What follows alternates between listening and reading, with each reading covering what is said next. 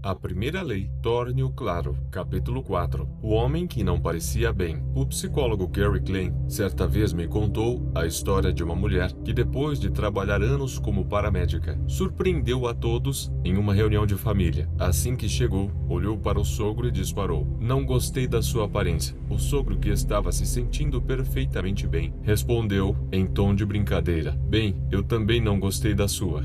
"Não," insistiu ela, "você precisa ir para o hospital agora." Poucas horas depois, o homem enfrentava uma cirurgia salvadora após um exame revelar que ele tinha um bloqueio em uma artéria importante e corria risco imediato de sofrer um ataque cardíaco. Sem a intuição de sua nora, ele poderia ter morrido. O que a paramédica viu? Como previu o iminente ataque cardíaco do sogro? Quando as principais artérias estão obstruídas, o corpo se concentra em enviar sangue para os órgãos essenciais, em detrimento das artérias periféricas e próximas da superfície da pele. O resultado é uma mudança no padrão de distribuição de sangue na face. Depois de muitos anos trabalhando com pessoas com insuficiência cardíaca, a mulher havia, sem perceber, desenvolvido a capacidade de reconhecer esse padrão de imediato. Ela não conseguia explicar o que percebera no rosto do sogro, mas sabia que algo estava errado. Há histórias semelhantes em outras áreas. Por exemplo, analistas militares capazes de identificar qual bip em uma tela de radar é um míssil inimigo e qual é um avião da própria frota. Embora ambos viajem na mesma velocidade e altitude e pareçam idênticos ao radar em quase tudo, durante a Segunda Guerra do Golfo, o tenente-comandante Michael Reilly salvou um porta-aviões de guerra ao ordenar que o míssil fosse abatido, apesar de o míssil ser exatamente igual aos aviões do próprio navio no radar. Ele tomou a decisão certa, mas nem os oficiais superiores conseguiram explicar como ele fez isso. Sabe-se que curadores de museus são capazes de distinguir entre uma obra de arte autêntica e uma excelente falsificação, mesmo que não lhe digam com exatidão quais detalhes os fizeram chegar a essa conclusão. Radiologistas experientes conseguem analisar uma tomografia cerebral e prever a área em que ocorrerá um derrame antes que quaisquer sinais óbvios sejam visíveis para o olho destreinado. Já ouvi falar de cabeleireiros que percebem se uma cliente está grávida com base apenas na textura de seu cabelo. O cérebro humano é uma máquina preditiva.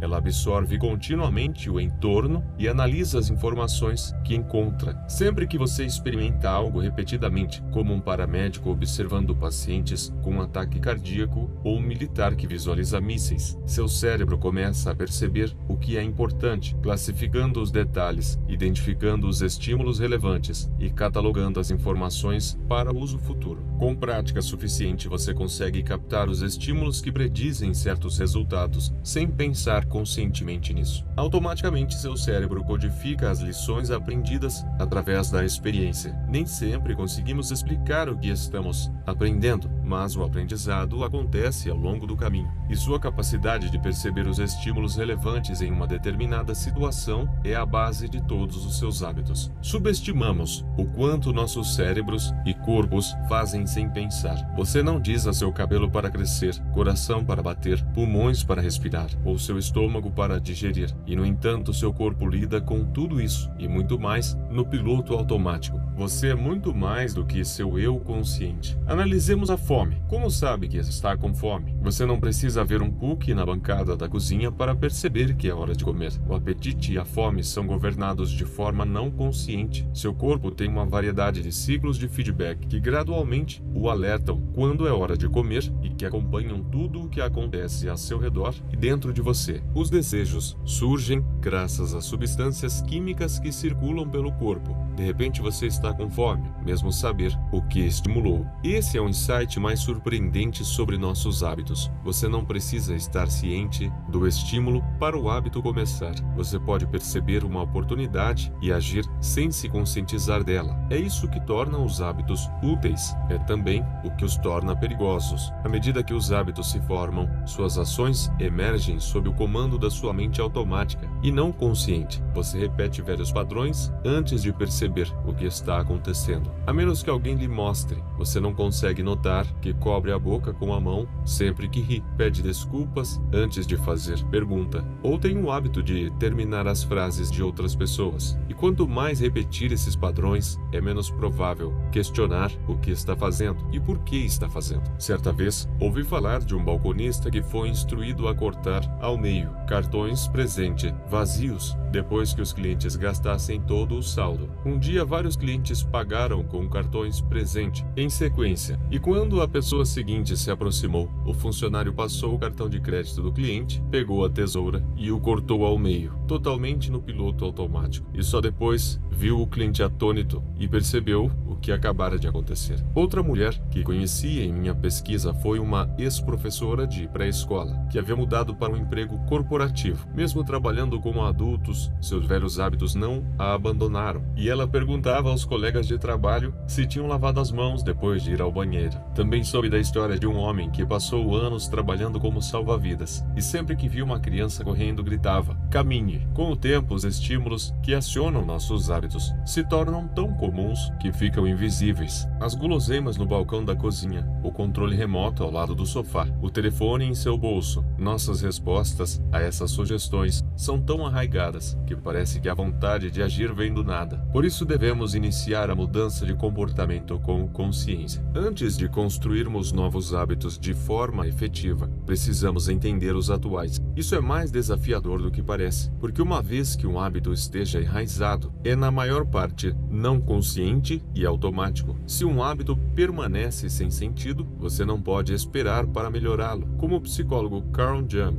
disse, até que transforme o inconsciente em consciente, ele direcionará a sua vida e você o chamará de destino. Avaliação de hábitos. O sistema ferroviário japonês é considerado um dos melhores do mundo. Se pegar um trem em Tóquio, notará que os condutores têm um hábito peculiar. Enquanto cada operador percorre o trem, executa um ritual de apontar para diferentes objetos e dizer comandos. Quando o trem se aproxima de um semáforo, o operador aponta para ele e diz: "O sinal está verde". Quando o trem entra e sai de cada estação, o operador aponta para o velocímetro e fala a velocidade exata na hora da partida. O operador aponta para o cronograma e declara a hora na plataforma. Outros funcionários realizam ações semelhantes. Antes de cada trem partir, os membros da equipe apontam para a borda da plataforma e dizem: "Livre". Cada detalhe é identificado, apontado e declarado em voz alta. Esse processo é conhecido como apontar e falar. É um sistema de segurança projetado para reduzir erros. Parece bobo, mas funciona incrivelmente bem. Apontar e falar reduz os erros em até 85% e os acidentes em 30%. O sistema de metrô MTA em Nova York adotou uma versão modificada, que é apenas apontar. E no período de 2 anos de implementação, os incidentes de paradas incorretas de metrô caíram 57%. Apontar e falar é tão eficaz porque leva um hábito não consciente para um nível mais consciente. Como os operadores de trem devem usar os olhos, mãos, boca e ouvidos, é mais provável que notem problemas antes que algo dê errado. Minha esposa faz algo parecido. Sempre que estamos nos preparando para sair para uma viagem, ela declara em voz alta os itens mais essenciais em sua lista: estou com minhas chaves, estou com minha carteira, estou com meus óculos, estou com meu marido. Quanto mais automático se torna um comportamento, é menos provável que pensemos conscientemente nele. E quando fizemos algo 1000 vezes antes, começamos a ignorar as coisas. Assumimos que a próxima vez será como a última. Estamos tão acostumados a fazer o que sempre fizemos que não paramos para questionar se é a coisa certa a fazer. Muitos dos nossos fracassos de desempenho são em grande parte atribuíveis à falta de autoconsciência. Um dos nossos maiores desafios na mudança de hábitos é manter a consciência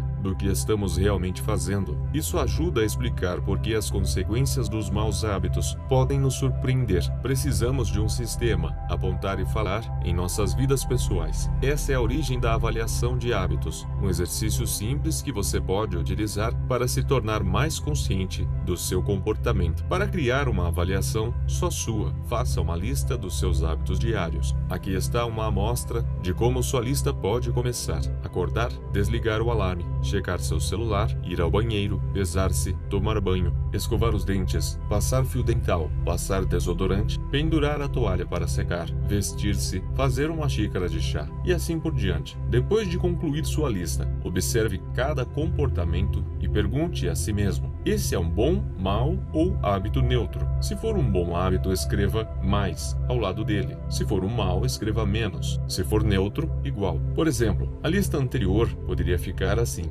desligar o alarme. Neutro, checar seu celular. Mau, pesar-se. Bom, tomar um banho. Bom, escovar os dentes. Bom, passar fio dental. Bom, passar desodorante. Bom, pendurar a toalha para secar. Neutro, vestir-se. Neutro, fazer uma xícara de chá. Bom, as pontuações que atribui a um determinado hábito dependem de sua situação e objetivos. Para alguém tentando perder peso, comer um pãozinho com manteiga de amendoim toda manhã pode ser um mau hábito. Para alguém que está tentando ganhar peso e criar músculos, o mesmo comportamento pode ser um bom hábito. Tudo depende de seus objetivos.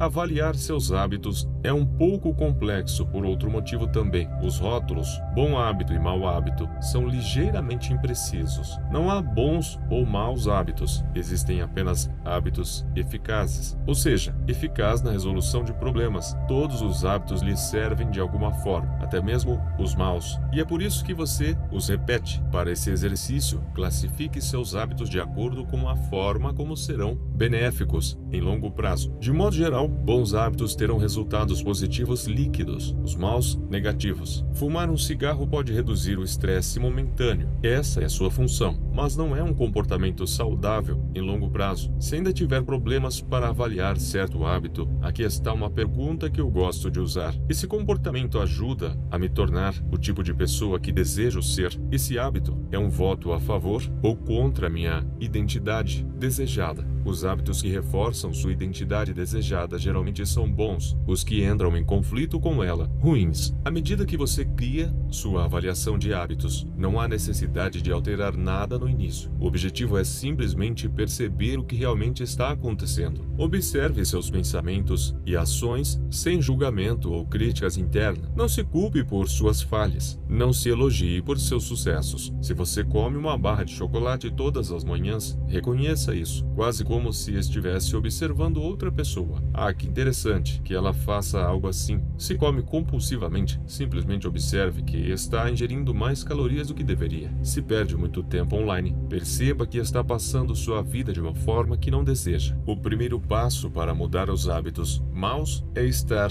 atento a eles. Se você sente que precisa de ajuda extra, experimente o sistema apontar e falar em sua vida. Diga em voz alta a ação que está pensando em tomar e qual será o resultado. Se quiser reduzir o consumo de junk foods, mas percebe que está prestes a pegar outro biscoito, diga em voz alta: estou prestes a comer este biscoito, mas não preciso dele. Comê-lo vai me fazer ganhar peso e prejudicar minha saúde. Ouvir seus maus hábitos falados em voz alta faz com que as consequências pareçam mais reais. Isso aumenta o peso da ação, em vez de apenas se deixar levar pela antiga rotina. Essa abordagem é útil mesmo quando você está simplesmente tentando se lembrar de uma tarefa na sua lista de afazeres. Basta dizer em voz alta: amanhã preciso ir ao correio depois do almoço. Isso aumentará as chances de que realmente o faça. Você está começando a reconhecer a necessidade de ação, e isso pode fazer toda a diferença. O processo de mudança de comportamento sempre começa com a consciência. O foco de estratégias, como apontar e falar, e a avaliação de hábitos é fazer com que você reconheça seus hábitos e os estímulos que os acionam, o que possibilita responder de uma maneira benéfica. Resumo do capítulo: com prática suficiente, seu cérebro vai captar os estímulos que predizem certos resultados sem pensar conscientemente nisso. Uma vez que nossos hábitos se tornam automáticos, deixamos de prestar atenção ao que estamos fazendo. O processo de mudança de comportamento sempre começa com a consciência. Você precisa estar ciente de seus hábitos antes de poder mudá-los. Apontar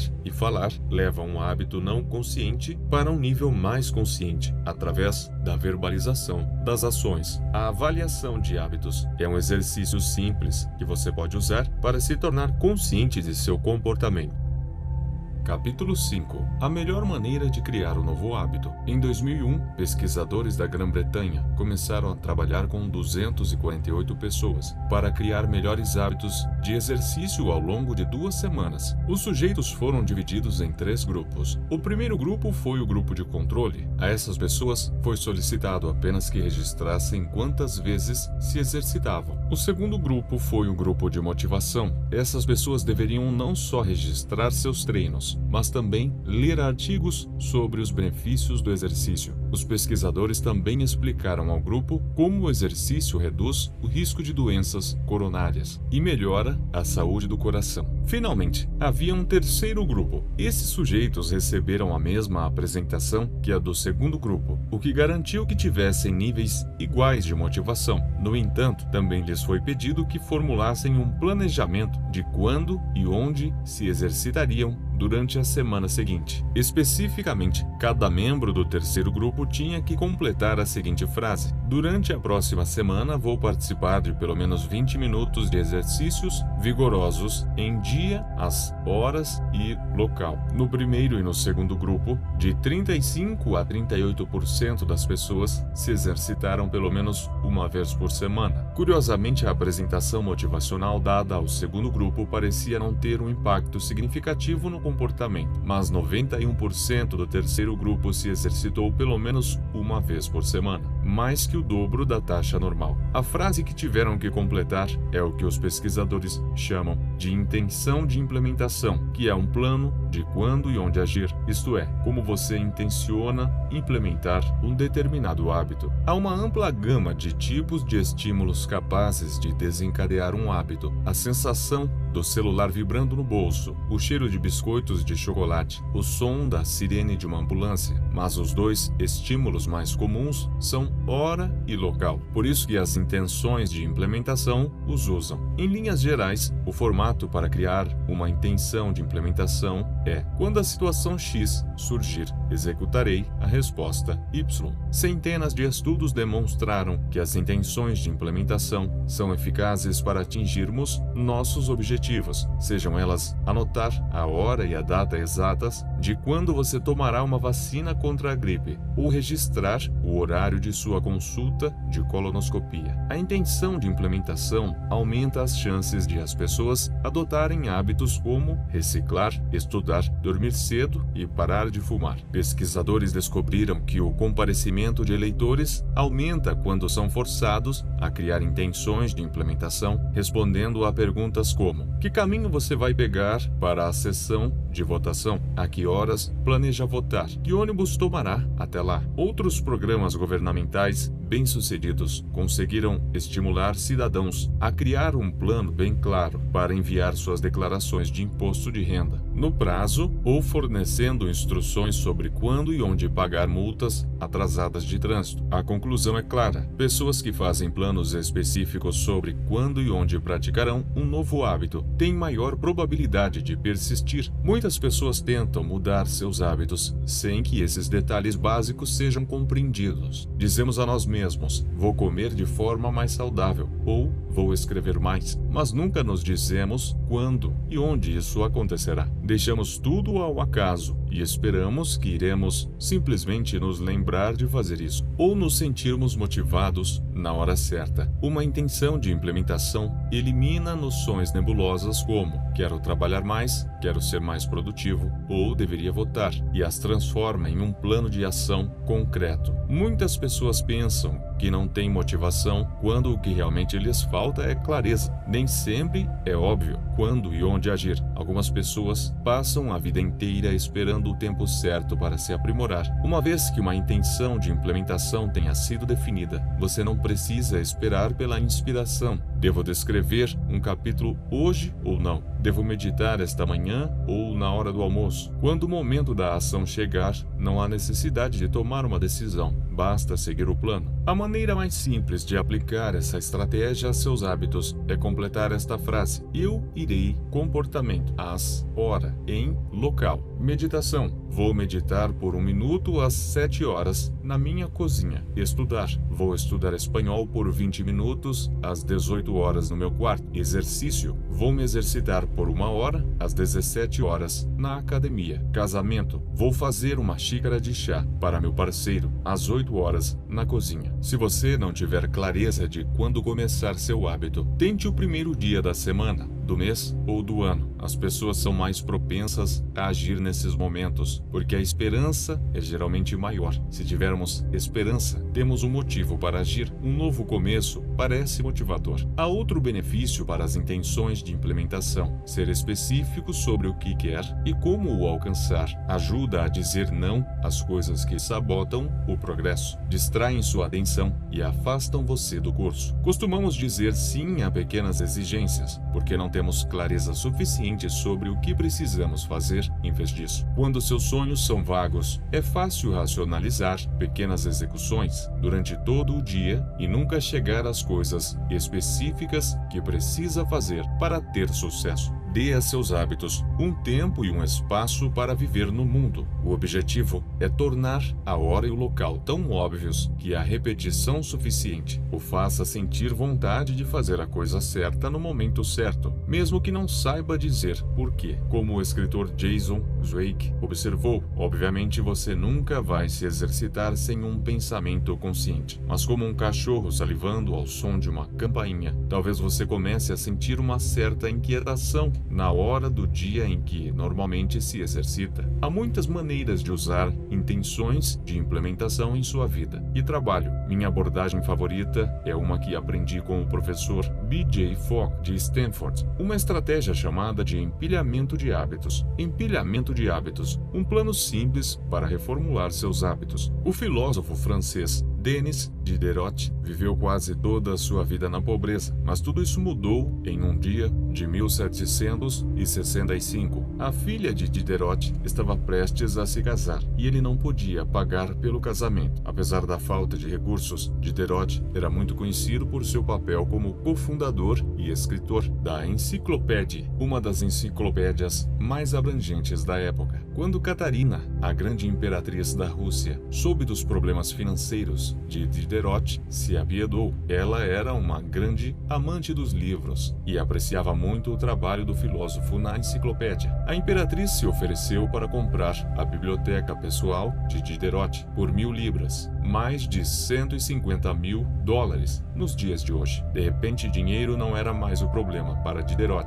Com sua recém-adquirida fortuna, ele não apenas pagou pelo casamento, mas também adquiriu um manto escarlate para si. O manto escarlate de Diderot era lindo, tão bonito de fato que ele imediatamente percebeu como destoava de suas outras posses, muito mais prosaicas. Ele escreveu que não havia mais coordenação, unidade e beleza entre seu elegante manto e o resto de suas coisas. Diderot logo sentiu o desejo de aprimorar suas posses. Ele substituiu seu tapete por um de damasco, decorou sua casa com esculturas caras, comprou um espelho para colocar acima da lareira e uma mesa de cozinha melhor. Substituiu sua velha cadeira de palha por uma de couro. Em um efeito dominó, uma compra levou à seguinte. O comportamento de Diderot não é incomum. Na verdade, a tendência de uma compra levar a outra tem um nome: efeito Diderot. Segundo esse preceito, a obtenção de uma posse muitas vezes cria uma espiral de consumo que leva a compras adicionais. Esse padrão está presente em todos os lugares. Você compra um vestido e tem que comprar novos sapatos e brincos para combinar. Compra um sofá, de repente questiona o layout de toda a sua sala de estar. Adquire um brinquedo para seu filho e logo está comprando todos os acessórios que o acompanham. É uma relação em cadeia de compras. Muitos comportamentos humanos seguem esse ciclo. Você normalmente decide o que fazer a seguir, com base no que acabou de fazer. Ir ao banheiro o leva a lavar e secar as mãos, o que faz lembrar que precisa colocar as toalhas sujas na lavanderia. Então adiciona sabão em pó na lista de compras e e assim por diante. Nenhum comportamento acontece isoladamente. Cada ação se torna um estímulo que aciona o próximo comportamento. E por que isso é importante? Quando se trata de criar novos hábitos, você pode usar a conexão de comportamento a seu favor. Uma das melhores maneiras de adquirir um hábito é identificar um atual, que já faz todos os dias, e em seguida empilhar seu novo comportamento sobre ele. Isso é o empilhamento de hábitos. O empilhamento de hábitos é uma forma especial de intenção, de implementação. Em vez de parear seu novo hábito com um horário e local específico, você o pareia a um hábito atual. Esse método, criado por BJ como parte de seu programa Pequenos Hábitos, pode ser usado para projetar um estímulo óbvio para praticamente qualquer hábito. A fórmula de empilhamento de hábitos é: depois de hábito atual, eu irei novo hábito. Por exemplo, meditação. Depois de tomar café toda manhã, meditarei por 1 minuto. Exercício. Depois que eu tirar meus sapatos de trabalho, vou imediatamente vestir minhas roupas de ginástica. Gratidão. Depois de me sentar para jantar, direi uma coisa pela qual estou grato que me aconteceu hoje. Casamento. Depois que eu for para a cama à noite, vou dar um beijo ao meu parceiro. Segurança. Depois de colocar meu tênis de corrida, vou enviar uma mensagem para um amigo ou familiar, avisando onde estou correndo e quanto tempo levará. A chave é amarrar seu comportamento desejado em algo que já faz todos os dias. Depois de dominar essa estrutura básica, você pode criar impulso natural de um comportamento que leva ao próximo. Um efeito, versão positiva do efeito Diderot. Sua pilha de hábitos da rotina matinal pode ser assim: depois de tomar uma xícara de café, vou meditar por 60 segundos. Depois de meditar por 60 segundos, vou escrever minha lista de afazeres do dia. Depois de escrever a lista, vou imediatamente iniciar a primeira tarefa. Ou esta pilha de hábitos para a noite. Depois que terminar de jantar, colocarei meu prato diretamente na lava-louças. Depois de organizar os pratos, vou imediatamente limpar a bancada da cozinha. Depois de limpar a bancada, arrumarei minha caneca de café para amanhã de manhã. Você também pode inserir comportamentos em sua rotina atual. Por exemplo, se já estiver com uma rotina matinal parecida com a seguinte: acordar, arrumar a cama, tomar banho. Digamos que queira desenvolver o hábito de ler mais a cada noite. Você pode expandir sua pilha de hábitos e tentar acordar, arrumar a cama, colocar um livro no meu travesseiro, tomar banho. Agora, ao se deitar na cama toda noite, o livro estará à sua espera. No geral, o empilhamento de hábitos possibilita criar um conjunto de regras simples que guiam seu comportamento no futuro. É como se sempre estivesse um plano de jogo para a ação seguinte. Depois de se familiarizar com essa abordagem, você pode desenvolver pilhas de hábitos gerais para guiá-lo sempre que a situação for apropriada. Exercícios. Se houver escadas, optarei por usá-las em vez do elevador. Social. Quando for a uma festa, me apresentarei a um desconhecido. Finanças. Quando eu quiser comprar algo acima de R$100, esperarei 24 horas antes de fazê-lo. Alimentação saudável. Quando me servir de uma refeição, sempre colocarei vegetais primeiro no prato. Minimalismo. Quando comprar um novo item, doarei algo. Entra um, sai um. Humor. Quando o telefone tocar, vou respirar fundo e sorrir antes de atender. Esquecimento. Quando sair de um lugar público,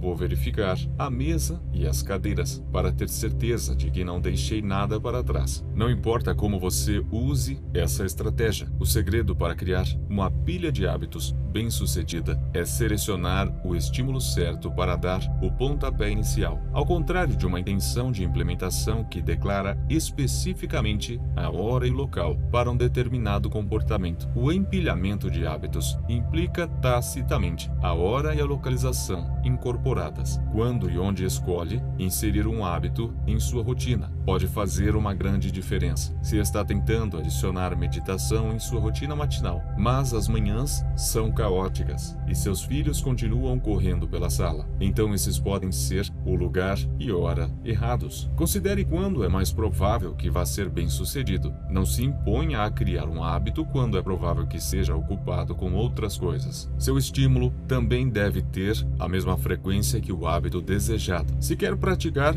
um hábito todos os dias, empilhá-lo em um hábito que só acontece em segunda-feiras não é uma boa escolha. Uma maneira de encontrar o estímulo certo para a sua pilha de hábitos é através do brainstorm. de uma lista de seus hábitos atuais. Você pode usar sua avaliação de hábitos do capítulo anterior como ponto de partida. Outra opção é criar uma lista com 2 colunas. Na primeira, anote os hábitos que faz todos os dias sem falta. Por exemplo, levantar da cama, tomar banho, escovar os dentes, vestir-se, fazer uma xícara de café, tomar café da manhã, levar as crianças para a escola, começar o dia de trabalho, almoçar, encerrar o expediente, trocar a roupa de trabalho, sentar-se para jantar, apagar as luzes e ir para a cama. Sua lista pode ser muito mais longa, mas essa serve como ponto de partida. Na segunda coluna, anote todas as coisas que acontecem todos os dias sem falta. Por exemplo, o sol nasce, você recebe uma mensagem de texto, a música que está ouvindo termina, o sol se põe. Armado com essas 2 listas, você pode começar a procurar o melhor momento para encaixar seu novo hábito em seu estilo de vida. O empilhamento de hábitos funciona melhor quando o estímulo é altamente específico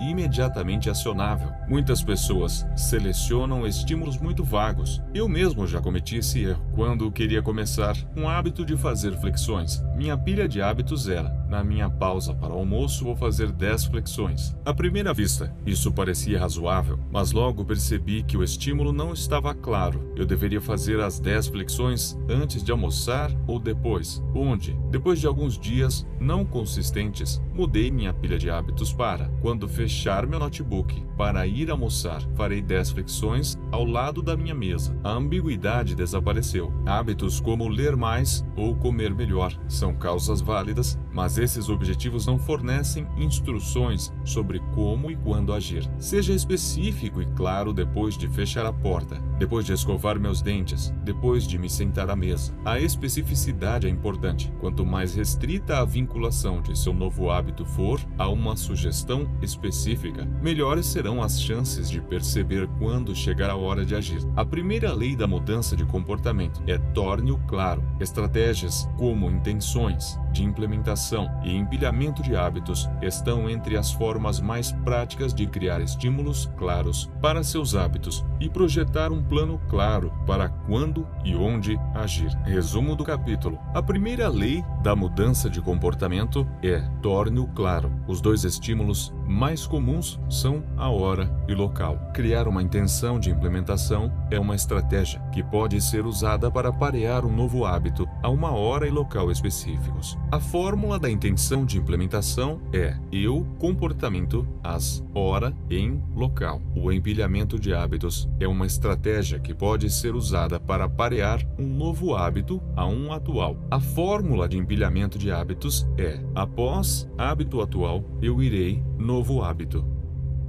Capítulo 6. A motivação é superestimada, o ambiente é mais relevante. Annie Thorndike, médica de atenção primária no Massachusetts General Hospital, em Boston, teve uma ideia maluca. Ela acreditava que poderia melhorar os hábitos alimentares de milhares de funcionários e visitantes do hospital sem alterar em nada sua força de vontade ou motivação. Na verdade, ela não planejava sequer falar com eles. Thorndike e seus colegas projetaram um estudo de 6 meses para alterar a arquitetura de escolha na lanchonete do hospital. Eles começaram mudando a arrumação das bebidas no local. Originalmente, os refrigeradores localizados ao lado das caixas registradoras no refeitório eram abastecidas apenas com refrigerantes. Os pesquisadores adicionaram água em todos os refrigeradores. Além disso, colocaram cestas com garrafas de água ao lado das estações de alimento, em toda a sala. Os refrigerantes ainda estavam disponíveis nas geladeiras principais, mas a água estava agora disponível em todos os locais com bebida. Nos 3 meses seguintes, o número de vendas de refrigerantes no hospital caiu 11,4%, enquanto as vendas de água aumentaram 25,8%. Eles fizeram ajustes semelhantes e viram resultados semelhantes com a comida no refeitório. Ninguém disse uma palavra para os clientes da lanchonete. As pessoas geralmente escolhem produtos não pelo que são, mas por causa de onde estão. Se eu entrasse na cozinha e visse um prato de biscoitos no balcão, pegaria meia dúzia e começaria a comer, mesmo sem ter pensado nisso antes e sem necessariamente estar com fome. Se a mesa comunitária do escritório estiver sempre cheia de donuts e biscoitos, anos, será difícil não beliscar uma vez ou outra. Seus hábitos mudam dependendo do ambiente em que está e dos sinais à sua frente. O ambiente é a mão invisível que molda o comportamento humano. Apesar de nossas personalidades únicas, certos comportamentos tendem a surgir e se repetir sobre certas condições ambientais. Na igreja, as pessoas tendem a falar em sussurros. Em uma rua escura, as pessoas andam atentas, cautelosas. Sendo assim, a forma mais comum de mudança não é interna, mas externa. Somos transformados pelo mundo ao nosso redor. Todo hábito depende do contexto. Em 1936, o psicólogo Kurt Lewin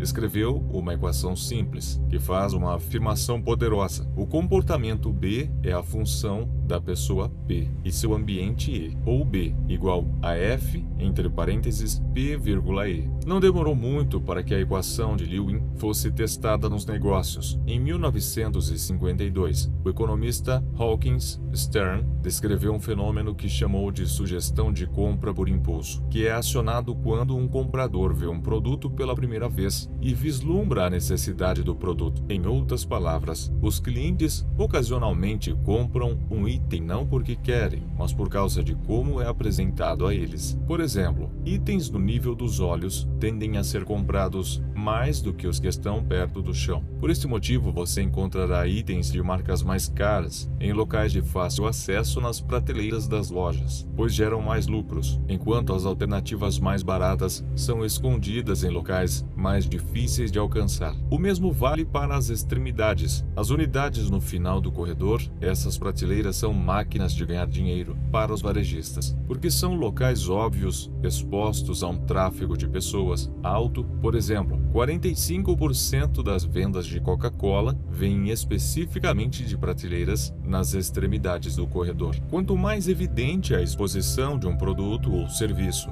maior é a probabilidade de que você venha a experimentá-lo. As pessoas bebem Bud Light porque ela está em todos os bares e visitam a Starbucks porque há uma loja em cada esquina. Nós gostamos de pensar que estamos no controle. Se escolhermos a água em vez do refrigerante, presumimos que foi uma opção consciente. A verdade, no entanto, é que muitas das atitudes que tomamos a cada dia não são moldadas por propósito e escolha, mas pela opção mais óbvia. Todo ser vivo tem os próprios métodos para perceber e entender o mundo. Águias têm uma impressionante visão a longa distância. Cobras sentem cheiro, degustando o ar com as línguas altamente sensíveis. Os tubarões são capazes de detectar pequenas quantidades de eletricidade e vibrações na água, causada por peixes nas proximidades. Até mesmo as bactérias têm quimiorreceptores, minúsculas células sensoriais que lhes permitem detectar substâncias tóxicas em seu ambiente. Nos seres humanos, a percepção é digerida pelo sistema nervoso sensorial. Percebemos o mundo através de visão,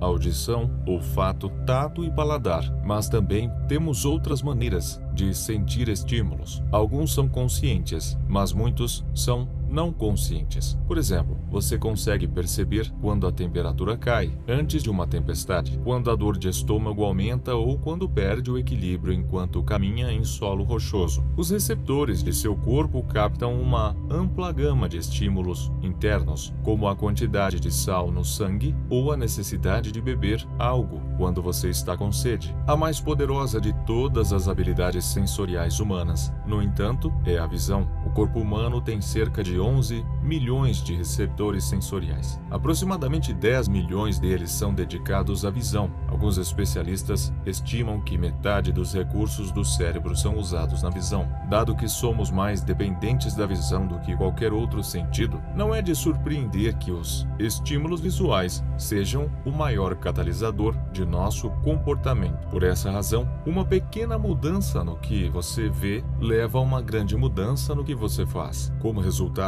você pode imaginar como é importante viver e trabalhar em ambientes cheios de estímulos produtivos e livre dos improdutivos. Felizmente, há uma boa notícia a esse respeito. Você não precisa ser vítima do ambiente. Também pode ser o arquiteto. Como projetar seu ambiente para o sucesso? Durante a crise energética e o embargo de petróleo nos anos 1970, os pesquisadores holandeses começaram a prestar muita atenção ao uso de energia do país. Em um subúrbio perto de Amsterdã, eles descobriram que alguns proprietários de casas consumiam 30% menos energia do que seus vizinhos, apesar de as casas serem de tamanho similar e o preço da eletricidade ser o mesmo. Acontece que as casas nesse bairro eram quase idênticas, exceto por um detalhe: a localização do medidor de luz. Em algumas casas ficava no porão, em outras no andar superior, no corredor principal. Como você pode imaginar, as casas com medidores localizados no corredor principal consumiam menos energia. Quando o consumo de energia era óbvio e fácil de rastrear, as pessoas mudavam seu comportamento. Todo hábito é iniciado por um estímulo. Todo hábito é iniciado por um estímulo. E é mais provável que percebamos aqueles que se destacam. Infelizmente, os hábitos em que vivemos e trabalhamos muitas vezes favorecem não praticar certas ações porque não há qualquer estímulo óbvio para acionar o comportamento.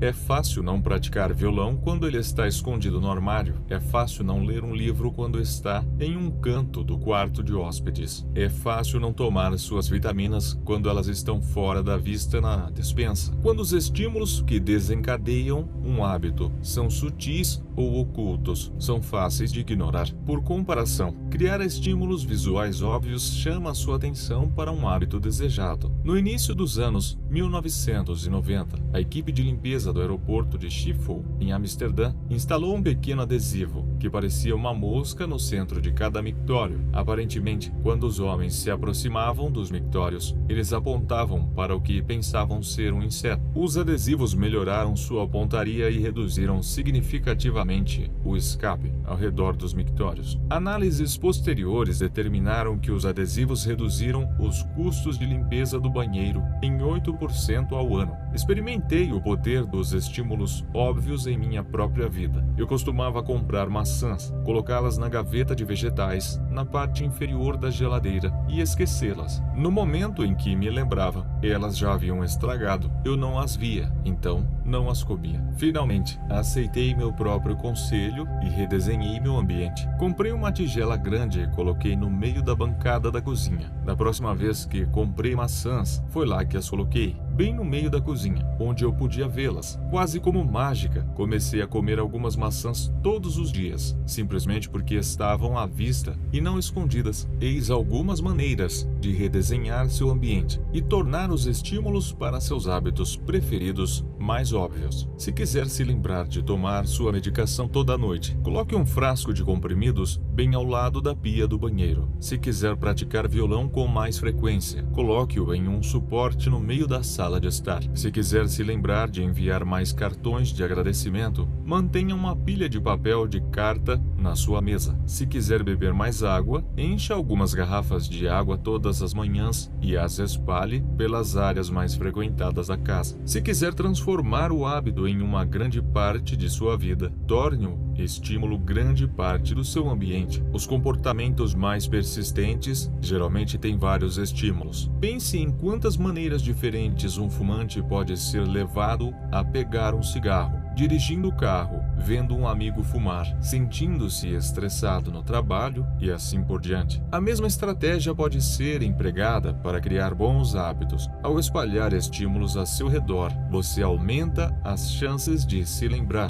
de seu hábito ao longo do dia. Certifique-se de que a melhor escolha seja sempre a mais óbvia. Tomar uma decisão melhor é fácil e natural quando os gatilhos dos bons hábitos estão bem à sua frente. A reconfiguração do ambiente é poderosa não apenas porque influencia o modo como nos envolvemos com o mundo, mas também porque raramente é uma criação nossa. A maioria das pessoas vive em um mundo que os outros criaram para elas, mas você pode modificar os espaços em que vive e trabalha para aumentar sua exposição a estímulos positivos e reduzir os negativos. O planejamento do ambiente permite retomar o controle e se tornar o arquiteto da sua vida. Seja o criador do seu mundo e não apenas seu consumidor. O contexto é o seu estímulo. Os estímulos ou gatilhos que desencadeiam um hábito podem começar de maneira muito específica, mas com o passar do tempo, seus hábitos se associam não apenas a um único gatilho, mas a todo o contexto que cerca o comportamento. Por exemplo, muitas pessoas bebem mais em situações sociais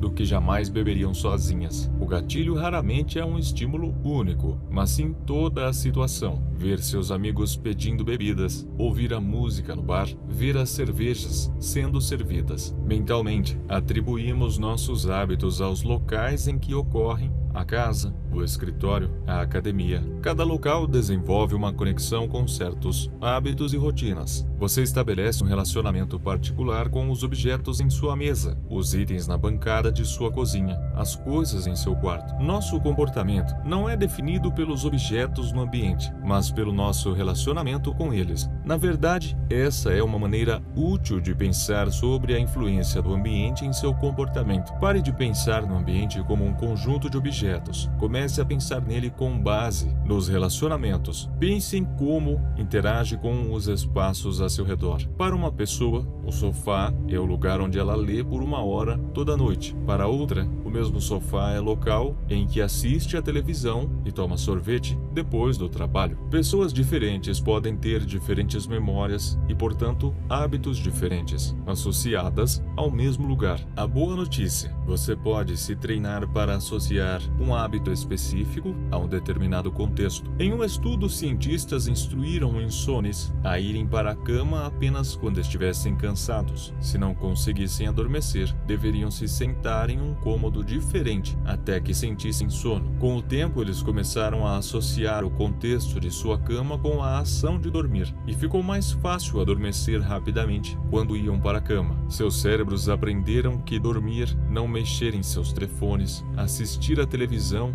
olhar para o relógio, era a única ação que acontecia naquele ambiente. O poder do contexto também revela uma estratégia importante. É mais fácil mudar os hábitos em um novo ambiente. Ajuda a fugir de estímulos e gatilhos sutis que o levam a seus hábitos atuais. Vá para um lugar novo, um café diferente, um banco no parque, um canto no seu quarto que raramente usa. Crie uma nova rotina. É mais fácil associar um novo hábito a um novo contexto do que construir um novo hábito na presença de estímulos concorrentes. Pode ser difícil ir para a cama cedo, se costuma assistir à televisão no seu quarto todas as noites. Pode ser difícil estudar na sala de estar sem se distrair, se é lá que sempre joga videogame. Mas quando você sai do ambiente normal, deixa suas tendências comportamentais para trás. Não estará mais lutando contra antigos estímulos ambientais, o que permite que novos hábitos se formem sem interrupção. Quer pensar de forma mais criativa? Vá para uma sala maior,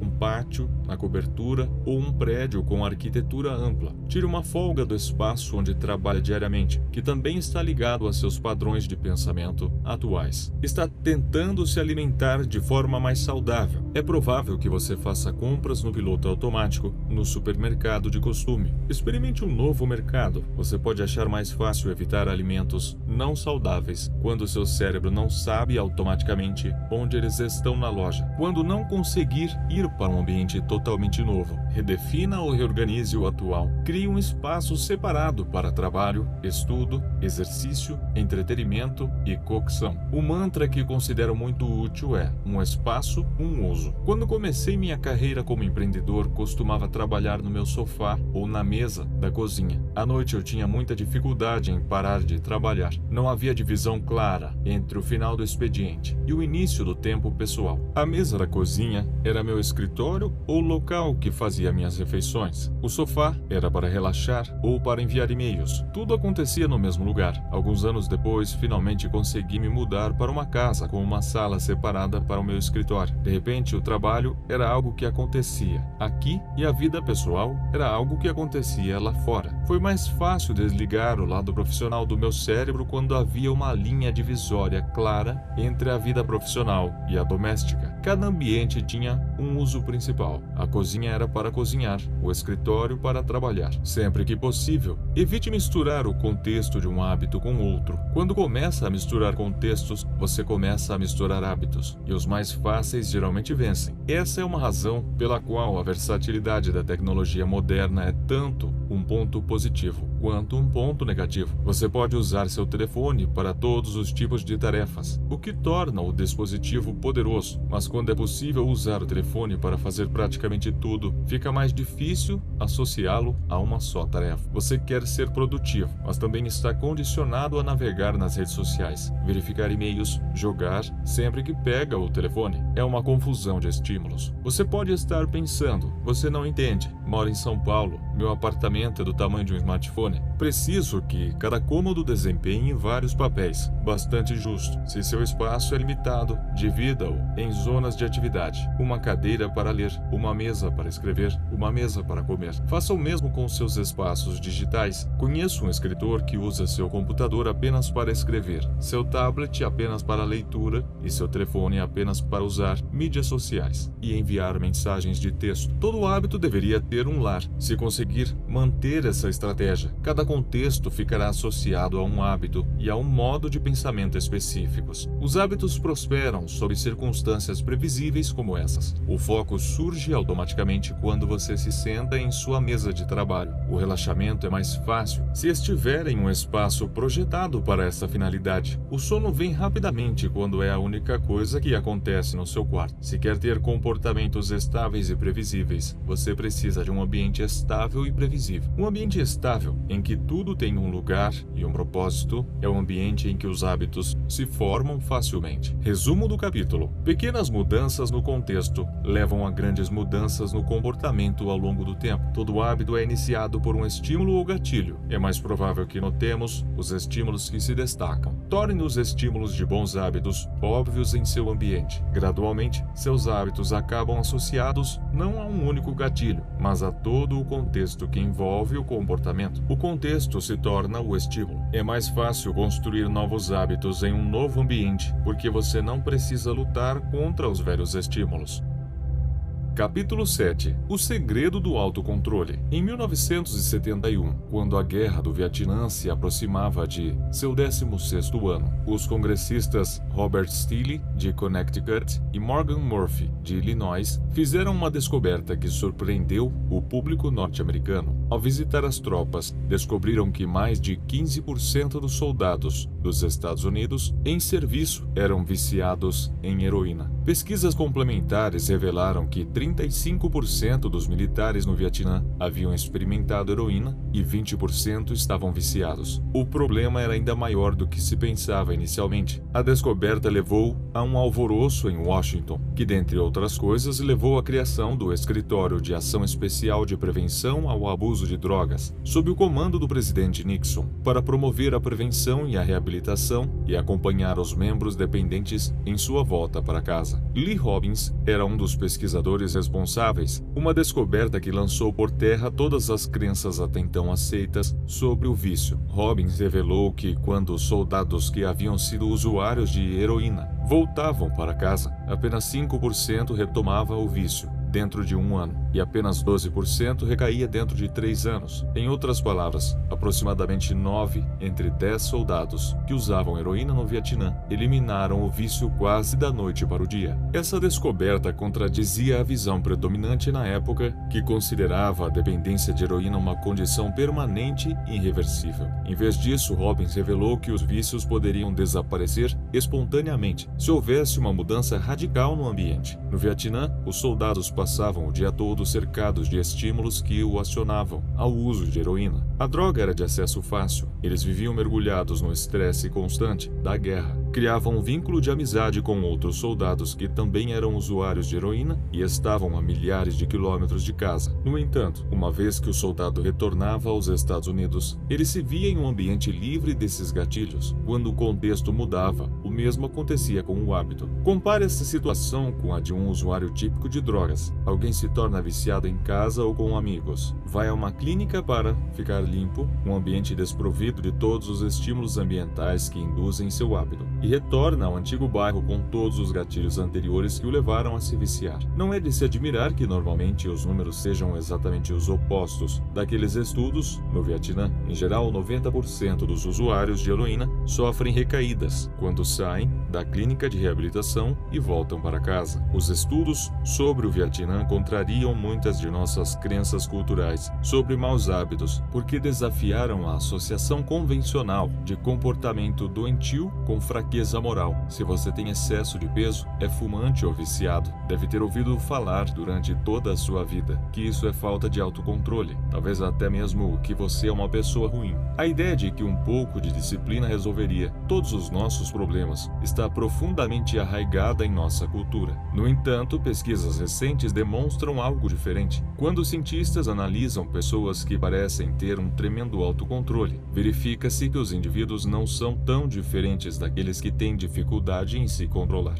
O que acontece, na verdade, é que pessoas disciplinadas são melhores em estruturar suas vidas de uma forma que não exija força de vontade ou autocontrole hercúleos. Em outras palavras, eles passam menos tempo em situações tentadoras. As pessoas com mais autocontrole são tipicamente aquelas que precisam exercê-lo minimamente. É mais fácil praticar o autocontrole quando você não tem que usá-lo com muita frequência. Então, sim, perseverança, garra e força de vontade são essenciais para o sucesso, mas a maneira de melhorar essas qualidades não é desejar que você seja uma pessoa mais disciplinada, mas criar um ambiente mais disciplinado. Essa ideia que desafia o senso comum faz ainda mais sentido quando você entende o que acontece quando um hábito é formado no cérebro. Um hábito que foi codificado na mente está pronto para ser usado sempre que a situação pertinente surge. Quando Patty Howell, uma terapeuta de Austin, Texas, começou a fumar. Costumava fumar enquanto andava de cavalo com um amigo. Em determinado momento, ela parou de fumar e conseguiu se manter longe do vício por anos. Ela também parou de andar a cavalo. Décadas mais tarde, ao retornar aos passeios a cavalo, viu-se novamente desejando um cigarro pela primeira vez em anos. Os estímulos ainda estavam internalizados. Ela só não expunha a eles há muito tempo. Uma vez que um hábito tenha sido codificado, o desejo de agir surge sempre que os estímulos ambientais reaparecem. Essa é uma das razões pelas quais as técnicas de mudança de comportamento podem sair pela culatra. Envergonhar as pessoas obesas com apresentações sobre perda de peso pode fazer com que se sintam estressadas e, como resultado, muitas pessoas retornam à sua estratégia preferida de enfrentamento: comer demais. Mostrar fotos de pulmões enegrecidos para fumantes leva a níveis mais altos de ansiedade, o que leva muitas pessoas a procurar um cigarro. Se você não prestar atenção nos estímulos, poderá provocar o exato comportamento que deseja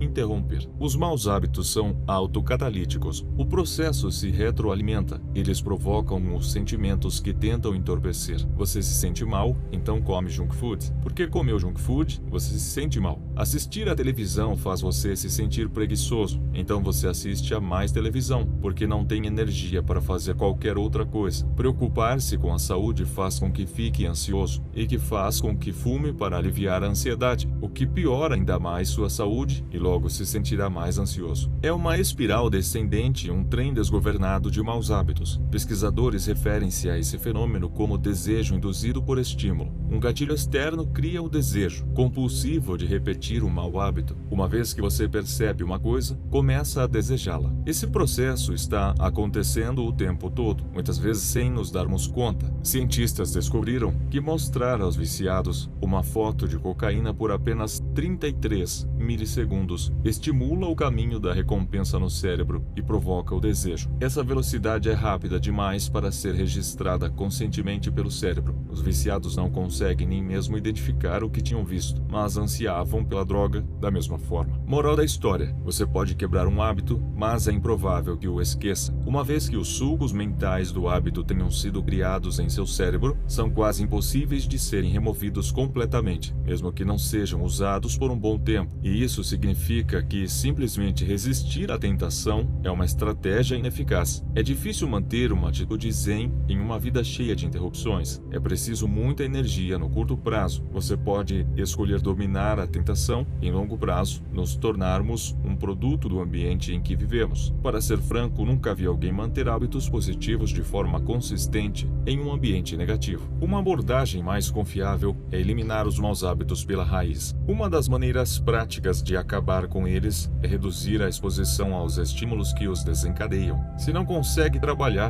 deixe o telefone em outro cômodo por algumas horas. Se está continuamente se sentindo que não é bom o suficiente, pare de seguir as contas de mídia social que provocam ciúme e inveja. Se está perdendo muito tempo assistindo a televisão, remova-a do quarto. Se está gastando muito dinheiro com produtos eletrônicos, pare de ler as resenhas dos últimos equipamentos de tecnologia. Se estiver jogando videogame em excesso, desconecte o console e coloque-o em um armário após cada uso. Essa prática é uma invenção da primeira lei da mudança de comportamento. Ao invés de torná-lo claro, você pode torná-lo invisível. Muitas vezes me surpreendo com o quanto essas mudanças simples são eficazes. Remova um único estímulo e todo o hábito desaparece. O autocontrole é uma estratégia de curto, não de longo prazo. Você pode ser capaz de resistir à tentação uma ou duas vezes, mas é improvável que consiga reunir a força de vontade para vencer seus desejos todas as vezes. Em vez de convocar uma nova dose de força de vontade sempre que quiser fazer a coisa certa, sua energia seria melhor aproveitada para otimizar seu ambiente. Esse é o segredo do autocontrole.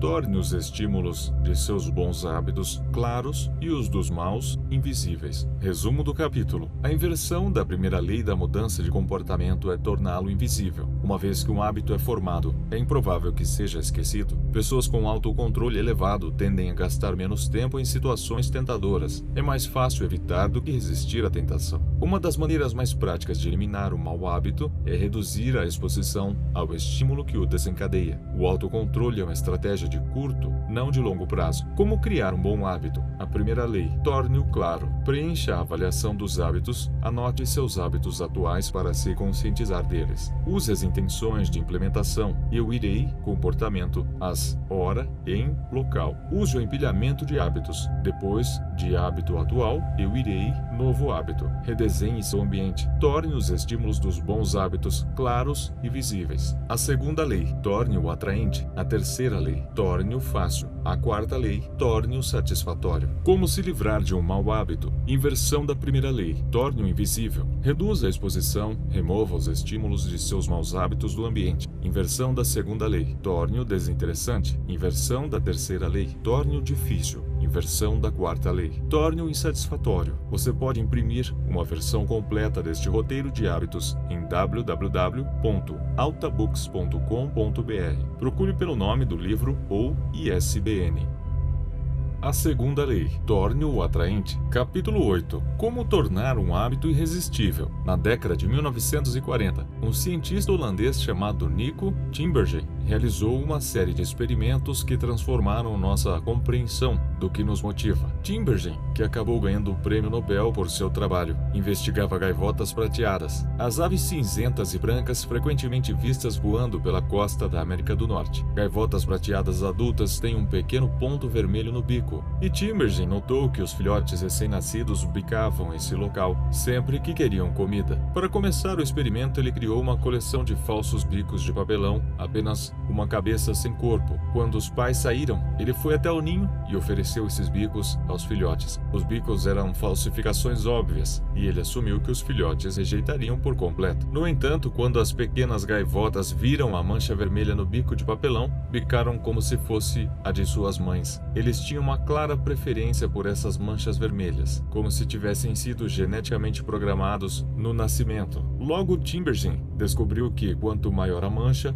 mais rápido os filhotes bicavam. Em determinado momento, ele criou um bico com 3 grandes pontos vermelhos. Quando o colocou sobre o ninho, os filhotes ficaram loucos. Bicavam as manchas vermelhas como se fossem o bico mais maravilhoso que já tivessem visto. Timbergen e seus colegas descobriram um comportamento similar em outros animais. Por exemplo, o ganso bravo. É uma ave que nidifica no chão. Ocasionalmente, conforme a mãe se move no ninho, um dos ovos acaba rolando para fora. Sempre que isso acontece, o ganso vai até o ovo e usa o seu bico e pescoço para puxá-lo de volta para o ninho. Timbergen descobriu que o ganso empurrava qualquer objeto redondo próximo, como uma bola de bilhar ou uma lâmpada, para o ninho. Quanto maior o objeto, maior a resposta. Um ganso fez um esforço ainda maior para empurrar uma bola de vôlei e se sentar em cima. Como os filhotes da gaivota, bicando automaticamente os pontos vermelhos, o ganso estava seguindo uma regra instintiva. Quando vejo um objeto redondo por perto, preciso rolá-lo de volta para o ninho. Quanto maior o objeto redondo, mais eu devo tentar recuperá-lo. É como se o cérebro de cada animal estivesse pré-programado com certas regras de comportamento. E quando se depara com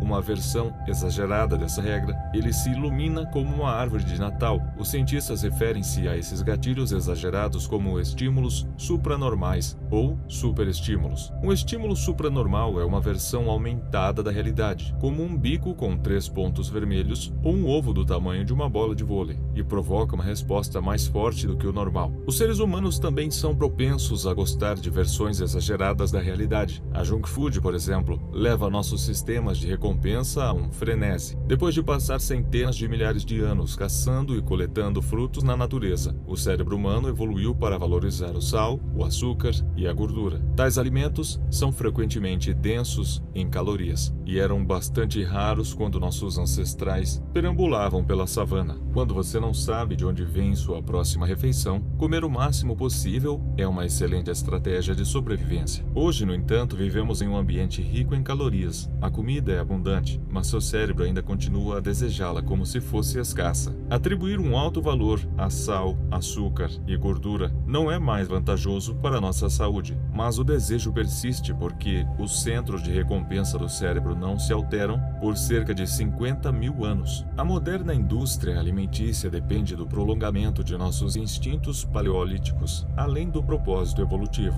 Um dos principais objetivos da ciência dos alimentos é criar produtos mais atraentes para os consumidores. Quase todos os alimentos em um saco, caixa ou pote foram melhorados de alguma forma, mesmo que apenas com aromatizante adicional. As empresas gastam milhões de dólares para descobrir o nível mais satisfatório de crocância em uma batata frita, ou a quantidade perfeita de gás em um refrigerante. Departamentos inteiros se dedicam a aperfeiçoar a sensação de um produto na boca, uma qualidade conhecida como orosensação. As batatas fritas, por exemplo, são uma combinação poderosa, douradas e crocantes por fora, claras e macias por dentro. Outros alimentos processados intensificam o contraste dinâmico, que se refere a itens com uma combinação de sensações como crocante e cremoso. Imagine a textura do queijo derretido em cima de uma crosta de pizza crocante, ou a crocância do biscoito recheado combinado com o seu recheio macio. Com alimentos naturais e não processados, você tende a experimentar as mesmas sensações repetidas vezes. Qual é o gosto da 17ª garfada de couve? Depois de alguns minutos, seu cérebro perde o interesse e você começa a sentir-se satisfeito. Mas alimentos com alto contraste dinâmico mantêm a experiência nova e interessante, estimulando você a comer mais. Em última análise, essas estratégias permitem aos cientistas de alimentos encontrar o ponto de felicidade para cada produto, a combinação exata de sal, açúcar e gordura, que estimula seu cérebro e faz com que queira mais. O resultado, é claro, é que você come demais porque os alimentos hiperpalatáveis são mais atraentes para o cérebro humano. Como Stephen Bunett, neurocientista especializado em comportamento alimentar e obesidade,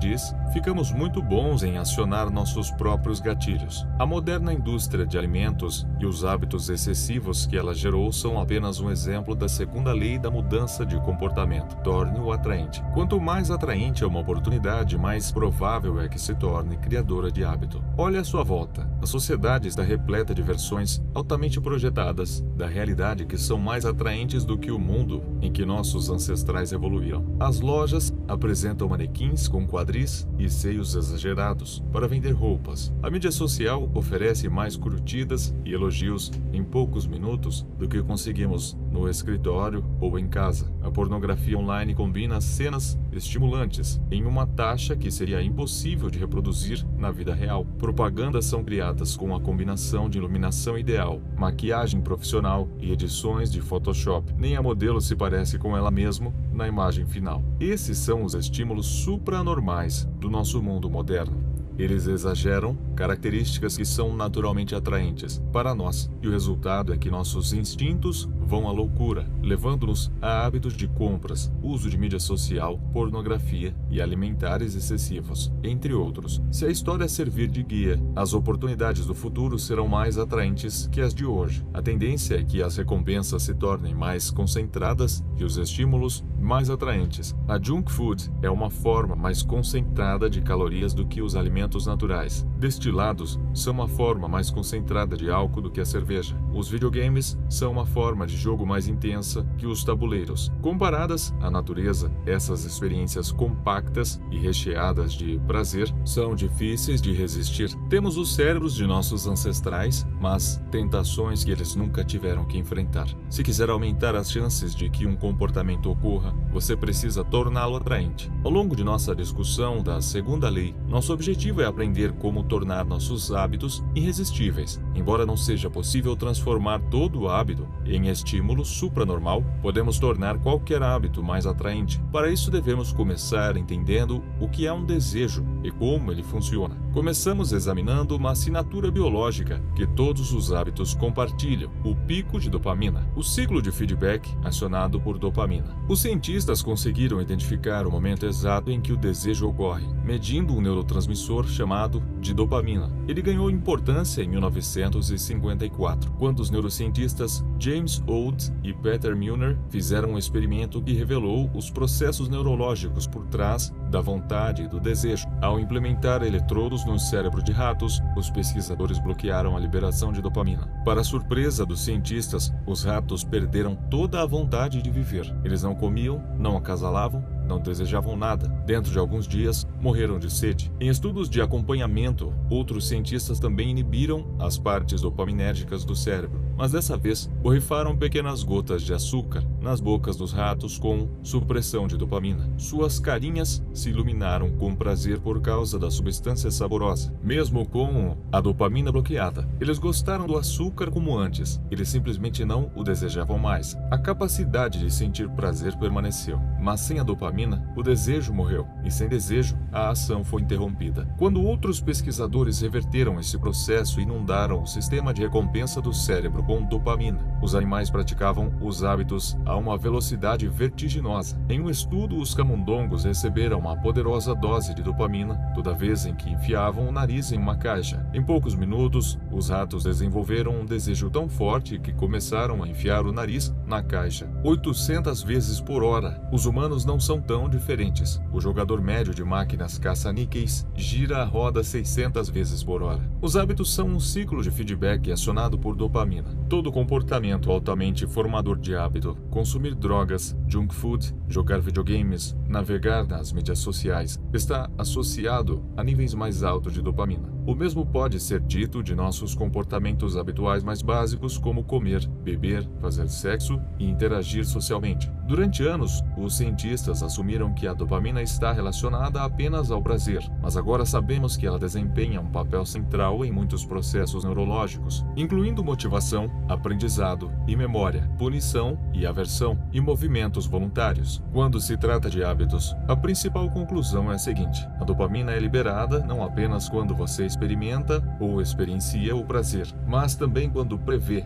Viciados em jogo têm um pico de dopamina antes de fazerem uma aposta, não depois de ganharem. Viciados em cocaína têm um pico de dopamina ao ver a droga, não depois de usarem. Sempre que você prevê que uma oportunidade será gratificante, seus níveis de dopamina aumentam em antecipação. E sempre que a dopamina aumenta, o mesmo acontece com sua motivação para agir. É a antecipação de uma recompensa, não sua efetivação, que nos leva a agir. Curiosamente, o sistema de recompensa ativado no cérebro quando você recebe uma recompensa é o mesmo ativado ao prevê-la. Essa é uma das razões pelas quais a antecipação de uma experiência pode frequentemente parecer melhor do que a sua efetivação. Quando criança, pensar na manhã de Natal pode ser melhor do que abrir os presentes. Como adulto, sonhar acordado com as próximas férias pode ser mais agradável do que estar de férias. Os cientistas se referem a isso como a diferença entre querer e gostar. Seu cérebro tem muito mais circuitos neurais alocados para querer recompensas do que para gostar delas. Os centros de desejo do cérebro são grandes: o tronco encefálico, o núcleo accumbens, a área tegmentar ventral, o corpo estriado dorsal e a amígdala e porções do córtex pré-frontal. Em comparação, os centros de prazer do cérebro são muito menores. São muitas vezes referidos como hotspots edômicos e são distribuídos como pequenas ilhas em todo o cérebro. Por exemplo, os pesquisadores descobriram que 100% do núcleo accumbens é ativado durante o desejo, enquanto isso apenas 10% da estrutura é ativada durante o prazer. O fato de o cérebro alocar tanto espaço precioso para as regiões responsáveis pela vontade e desejo fornece mais evidências do papel crucial que esses processos desempenham. O desejo é o mecanismo que impulsiona o comportamento. Toda ação é tomada por causa da antecipação que a precede. É o desejo que leva à resposta. Essas ideias revelam a importância da segunda lei da mudança de comportamento. Precisamos tornar nossos hábitos atraentes porque, antes de tudo, é a expectativa de uma experiência recompensadora que nos motiva a agir. É aí que entra uma estratégia conhecida como empacotamento de tentações. Como usar o empacotamento de tentações para tornar seus hábitos mais atraentes? Ronan Birney, estudante de engenharia elétrica em Dublin, na Irlanda, gostava de assistir a Netflix, mas também sabia que deveria se exercitar com mais frequência. Colocando suas habilidades de engenharia em prática,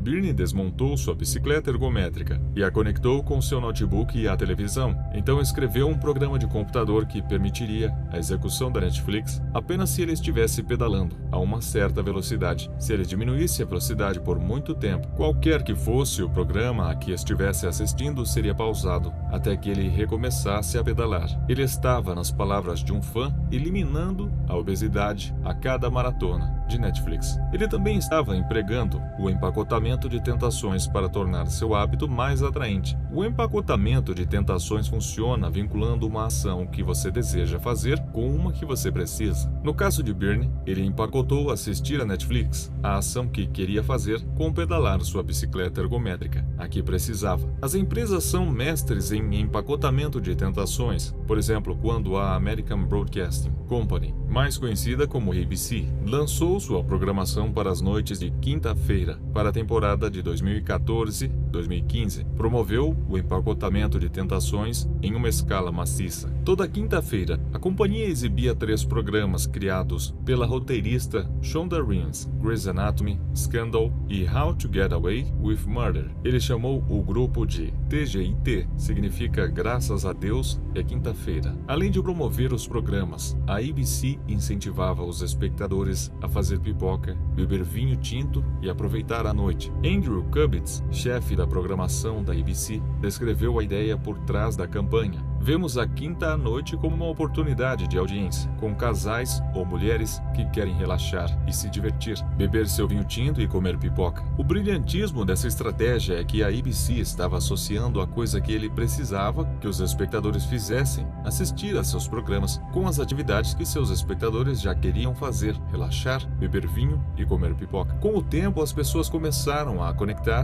assistir a ABC à sensação de relaxar e se divertir. Se você beber vinho tinto e comer pipoca às 8 toda quinta-feira, então em um determinado momento, 8 horas na quinta-feira passa a significar relaxamento e entretenimento. A recompensa é associada ao estímulo, e o hábito de ligar a televisão torna-se mais atraente. É mais provável que você ache um comportamento atraente se conseguir fazer uma de suas coisas favoritas ao mesmo tempo. Talvez queira ouvir sobre as últimas fofocas das celebridades, mas precise entrar em forma. Usando o empacotamento de tentações, você só poderá ler os tabloides e assistir a reality shows na academia. Talvez queira cuidar de seus pés, mas precise limpar sua caixa de entrada. Solução? Só vá a pedicure se enquanto isso analisar seus e-mails. O empacotamento de tentações é uma maneira de aplicar uma teoria da psicologia conhecida como princípio de Premack, nomeado após o trabalho do professor David Premack. O princípio afirma que o comportamento mais provável reforçarão os menos prováveis. Em outras palavras, mesmo que não queira analisar seus e-mails de trabalho, você se tornará condicionado a fazê-lo, se isso significar fazer ao mesmo tempo algo que realmente quer. Você pode até mesmo combinar o empacotamento de tentações com a estratégia de empilhamento de hábitos, tratada no capítulo 5, para criar um conjunto de regras que guiem seu comportamento. A fórmula de empilhamento de hábitos mais empacotamento de tentações é: depois de hábito atual, eu irei, hábito que preciso. Depois de hábito que preciso, eu vou, hábito que quero. Se você quer ler as notícias, mas precisa expressar mais gratidão, depois que eu tomar meu café da manhã, vou dizer uma coisa a que sou grato que aconteceu ontem. Preciso. Depois de dizer alguma coisa a que sou grato, lerei as notícias. Quero, se quer, assistir a esportes, mas precisa fazer ligações de vendas. Depois que eu voltar do meu horário de almoço, vou ligar para 3 clientes em potencial. Preciso. Depois de ligar para 3 clientes em potencial, vou assistir a ESPN. Quero. Se quiser verificar o Facebook, mas precisa se exercitar mais. Depois que eu sair do telefone, vou fazer 10 polichinelos. Preciso. Depois que eu fizer 10 polichinelos, vou checar o Facebook. Quero. A esperança é que, em um determinado momento, você esteja ansioso para ligar para 3 clientes ou fazer 10 polichinelos, porque isso significa que poderá ler as últimas notícias sobre esportes ou checar o Facebook. Fazer o que precisa significa fazer o que quer. Começamos este capítulo tratando dos estímulos supranormais, que são versões elevadas da realidade, que aumentam nosso desejo de agir. O empacotamento de tentações é uma maneira de criar uma versão aumentada de qualquer hábito, conectando-o com algo que você já quer. Transformar um hábito em algo verdadeiramente irresistível é uma tarefa difícil, mas essa estratégia simples pode ser empregada para tornar quase qualquer hábito mais atraente do que seria de outra forma. Resumo do capítulo. A segunda lei da mudança de comportamento é torná-lo atraente. Quanto mais atraente é uma oportunidade, é mais provável que se torne criadora de hábito. Hábitos são um ciclo de feedback acionado por dopamina. Quando a dopamina aumenta, também aumenta a nossa motivação para agir. É a antecipação de uma recompensa, não sua efetivação, que nos leva a agir. Quanto maior a antecipação, maior o pico de dopamina. O empacotamento da tentação é uma maneira de tornar seus hábitos mais atraentes. A estratégia é emparelhar uma ação que quer com uma que precisa.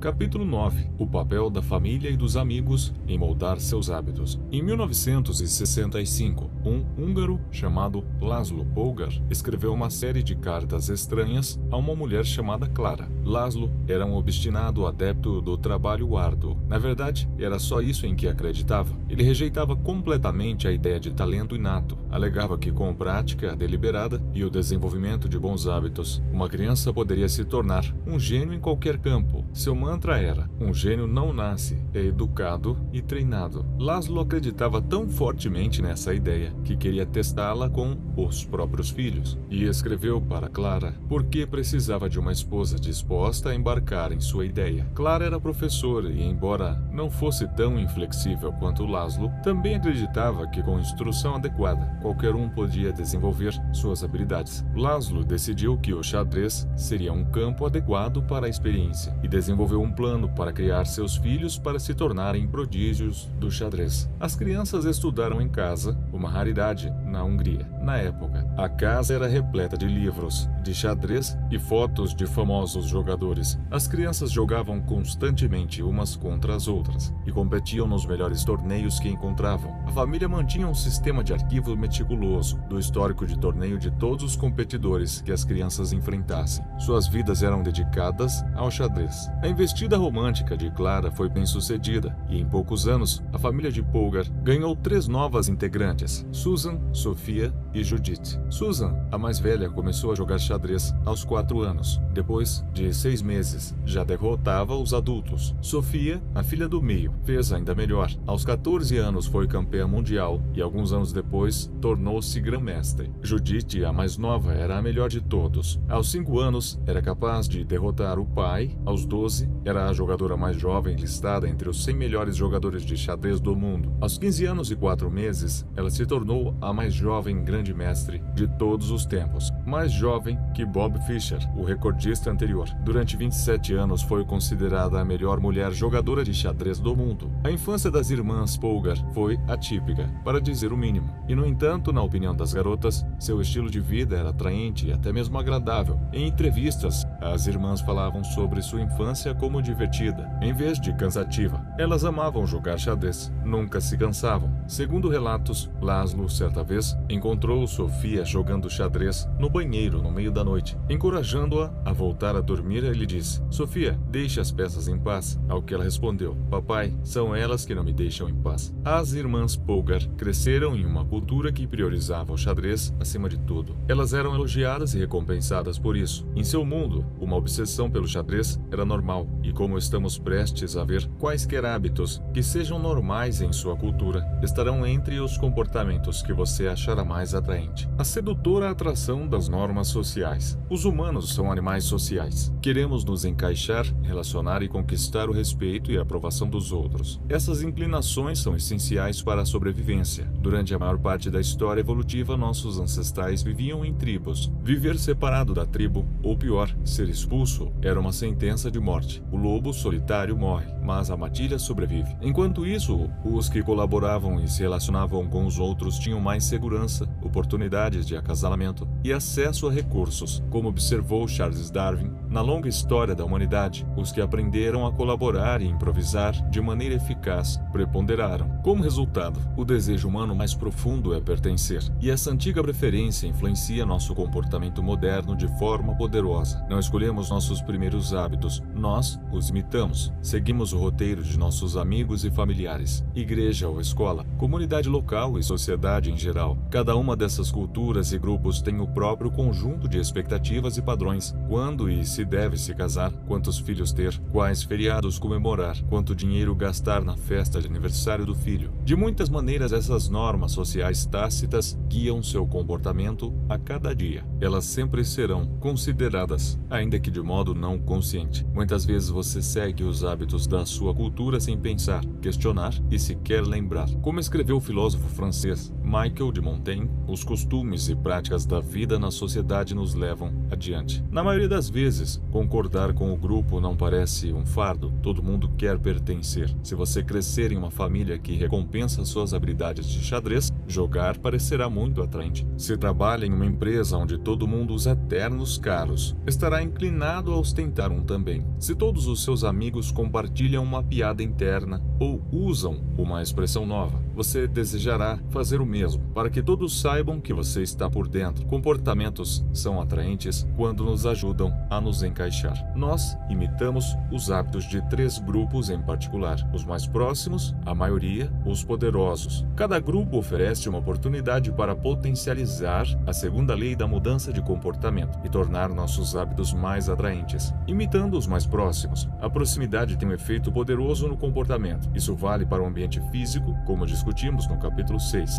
e também para o social. Nós adquirimos hábitos das pessoas ao nosso redor. Copiamos a forma como nossos pais lidam com discussões, a maneira como nossos amigos flertam uns com os outros, a maneira como nossos colegas de trabalho alcançam bons resultados. Quando seus amigos fumam maconha, você também experimenta. Quando sua esposa tem o hábito de checar 2 vezes se a porta está trancada antes de ir para a cama, você o repete. Acho que muitas vezes eu imito o comportamento daqueles ao meu redor sem perceber. Em uma conversa, adoto automaticamente a postura corporal da outra pessoa. Na faculdade, comecei a falar como meus colegas de quarto. Ao viajar para outros países, imito o sotaque local, de forma não consciente, apesar de tentar lembrar a mim mesmo o tempo todo para parar. Como regra geral, quanto mais nos aproximamos de alguém, mais provável é que imitemos alguns de seus hábitos. Um estudo inovador acompanhou 12.000 pessoas durante 32 anos e descobriu que as chances de uma pessoa se tornar obesa aumentavam em 57% se ela tivesse um amigo que se tornasse obeso. Isso funciona no sentido inverso também. Outro estudo descobriu que se uma pessoa em um relacionamento perdesse peso, o parceiro também perderia em aproximadamente 1/3 das vezes. Nossos amigos e familiares exercem uma espécie de pressão invisível que nos puxa em sua direção. É claro que a pressão dos colegas só é ruim se você estiver cercado de más influências. Quando o astronauta Mike Massimino era estudante de pós-graduação do MIT, frequentou um pequeno curso de robótica. Das 10 pessoas da turma, 4 se tornaram astronautas. Se o seu objetivo fosse chegar ao espaço, então aquela sala de aula era a melhor cultura a que você poderia pertencer. Da mesma forma, um estudo descobriu que quanto mais alto fosse o QI de um melhor amigo seu, aos 11 ou 12 anos, maior seria seu QI aos 15, mesmo depois de controlar os níveis naturais da inteligência. Nós absorvemos as qualidades e práticas daqueles que nos rodeiam.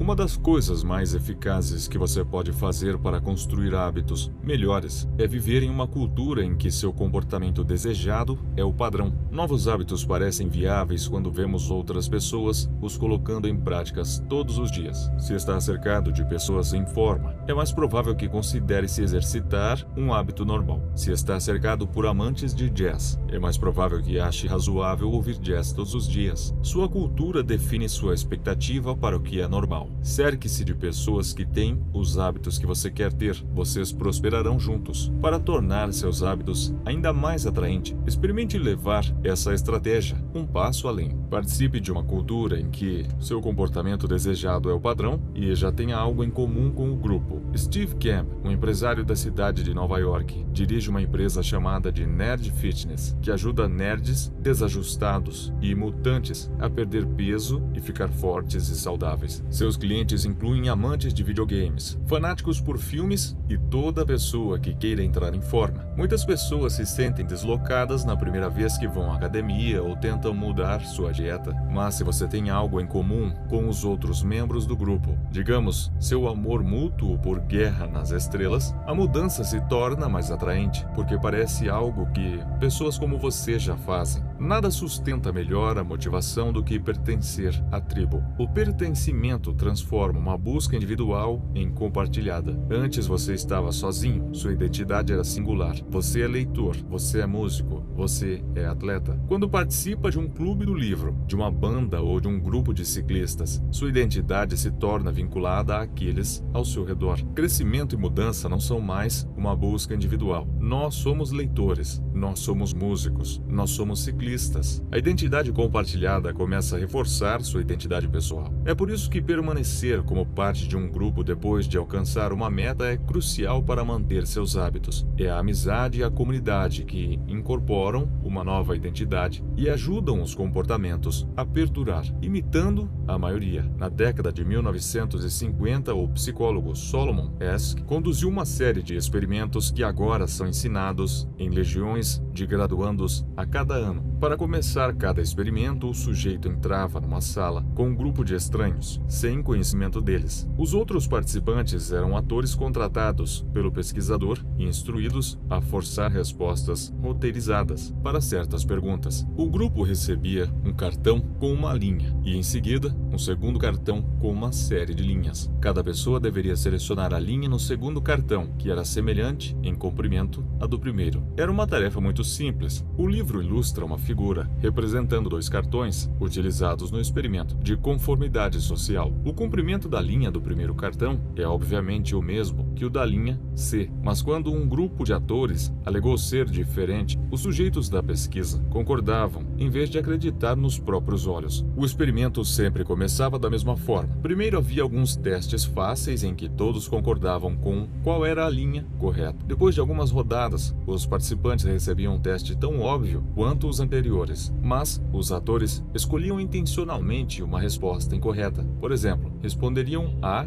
comparação mostrada. Todos concordavam, embora as linhas fossem claramente diferentes. O sujeito que não tinha conhecimento do artifício ficava imediatamente perplexo. Seus olhos se arregalavam. Ria de nervoso. Ele conferia as reações dos outros participantes. Sua agitação aumentava à medida que uma pessoa após a outra apresentava a mesma resposta incorreta. Logo, o sujeito começava a duvidar dos próprios olhos, até que em um determinado momento optava pela resposta que em seu íntimo saberia ser incorreta. Asch executou esse experimento muitas vezes, de muitas maneiras diferentes. O que descobriu foi que à medida que o número de atores aumentava, também aumentava a conformidade do sujeito. Se fosse apenas o sujeito e um ator, não havia efeito na escolha da pessoa. Eles apenas presumiam que a outra pessoa era idiota. Quando dois atores estavam na sala, ainda havia pouco impacto. Mas conforme o número de pessoas aumentava para 3 atores ou 4, até chegar a 8, os sujeitos ficavam cada vez mais propensos a duvidar de si mesmos. No final do experimento, quase 75% dos participantes concordavam com a resposta do grupo, embora fosse, obviamente, incorreta. Sempre que não sabemos como agir, procuramos o grupo para guiar nosso comportamento. Constantemente examinamos o ambiente e imaginamos o que todo mundo faz. Verificamos resenhas na Amazon, no Yelp, no TripAdvisor, para imitar os melhores hábitos de compra, alimentação e viagem. Geralmente é uma estratégia inteligente. Os números oferecem evidências, mas pode haver um lado negativo. O comportamento normal da tribo frequentemente supera o que o indivíduo deseja. Por exemplo, um estudo descobriu que quando um chimpanzé aprende uma maneira eficaz de quebrar nozes como membro de um grupo e depois muda para um novo grupo que usa uma estratégia menos eficaz, ele evitará usar o método superior para se misturar e encaixar. Os humanos são parecidos. Há uma tremenda pressão interna para seguir as normas do grupo. A recompensa de ser aceito é maior do que de ganhar uma discussão. Parecer inteligente ou descobrir a verdade. Na maior parte das vezes, preferimos errar com a multidão do que estar certos sozinhos. A mente humana sabe como se dar bem com os outros. Ela quer se dar bem com os outros. Esse é o nosso modo natural. Você pode substituí-lo, optar por ignorar o grupo ou parar de se importar com os outros. Mas isso requer trabalho. Nadar contra a corrente de sua cultura requer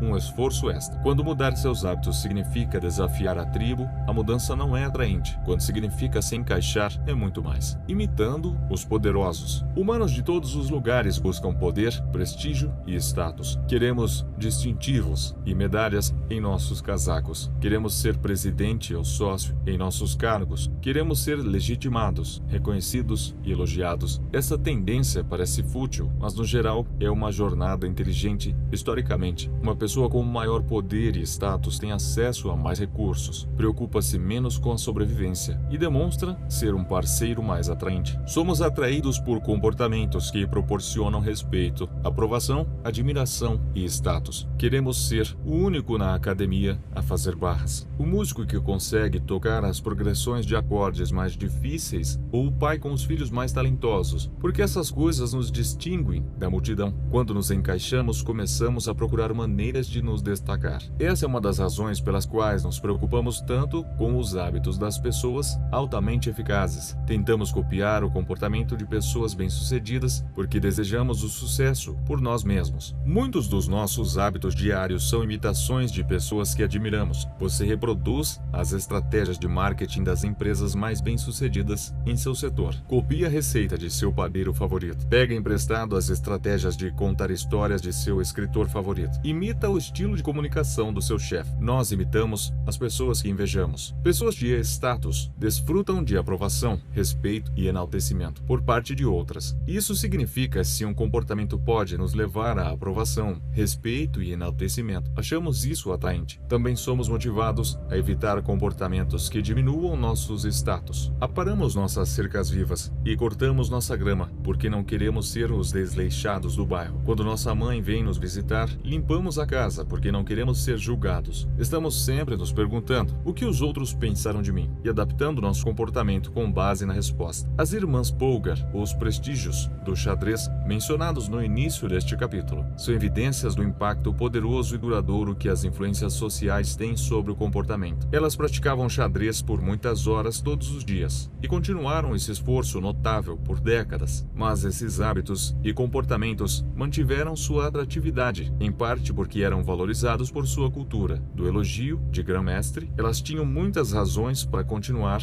empregando esforços. Resumo do capítulo: a cultura em que vivemos determina quais comportamentos são atraentes para nós. Nós tendemos a adotar hábitos que são elogiados e aprovados pela nossa cultura, porque temos um forte desejo de pertencer à tribo. Tendemos a imitar os hábitos de 3 grupos sociais: os próximos, família e amigos, a maioria, a tribo e os poderosos, aqueles com status e prestígio. A coisa mais eficaz que você pode fazer para construir hábitos melhores é juntar-se a uma cultura em que seu comportamento desejado é o padrão e você já tem algo em comum com o grupo. O comportamento normal da tribo frequentemente supera o que o indivíduo deseja. Na maioria das vezes, preferimos estar errados com a multidão do que certos sozinhos. Se um comportamento pode nos levar à aprovação, respeito e ao enaltecimento, nós o achamos atraente.